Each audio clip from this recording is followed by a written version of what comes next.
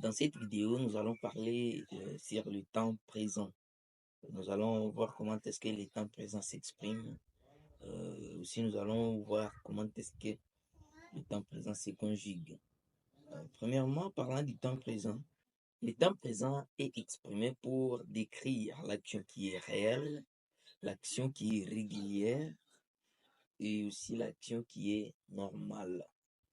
Nous utilisons souvent les adverbes de fréquence comme sometimes, always, never, sometimes qui signifie parfois, always signifie toujours.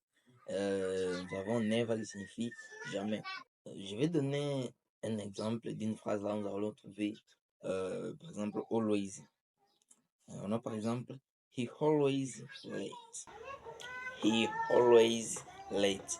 He always late en français qui signifie il est toujours en retard. Il est toujours en retard. C'est une phrase qui est au temps présent. Nous avons encore l'exemple là où nous allons trouver l'adverbe de fréquence jamais. Jamais en anglais qui signifie never. I never play basketball. Donc je joue jamais le basketball. Là c'est toujours dans le temps présent. Deuxièmement, on utilise aussi le temps présent pour exprimer les habitudes, le vérité, les actions répétées et aussi les situations inchangeables. Quand on parle des habitudes, en anglais c'est habits. Quand on parle de vérité, en anglais c'est the general truth. General truth. Les actions répétées, en anglais c'est repeated action. Repeated actions. Les situations inchangeables. Unchanging situation. Unchanging situation. On a par exemple, he rides a bike every day. He rides a bike every day.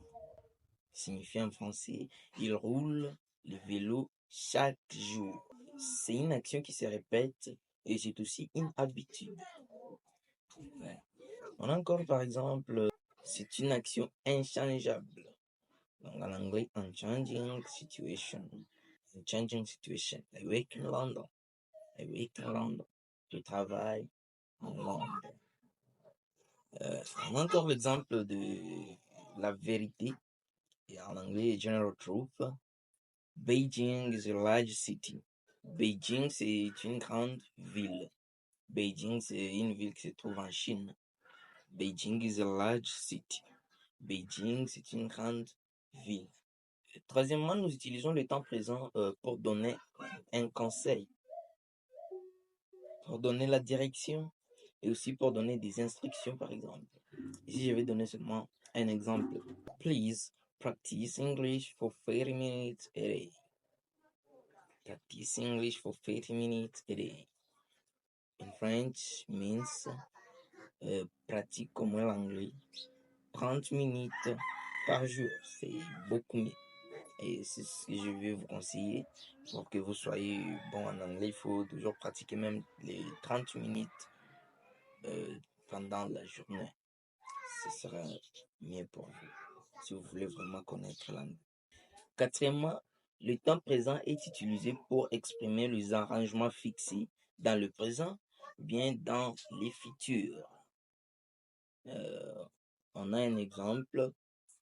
Our exam ends at 11 o'clock. Our exam ends at 11 o'clock. It means in French, notre examen finit à 11 heures juste. Notre examen finit à 11 heures juste. Encore un autre exemple. That soccer match starts at 19 o'clock.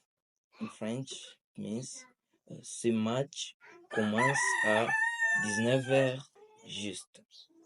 That soccer match starts at 19 o'clock. Le temps présent est aussi utilisé pour les verbes d'état, aussi les verbes d'imaginer, de penser, comme like, love. On a par exemple likes playing football. il aime les jeux de foot. Je vous demande surtout de liker, de commenter et de mettre cette vidéo dans les favoris pour ne pas rater la prochaine vidéo qui parle sur la conjugaison. Merci.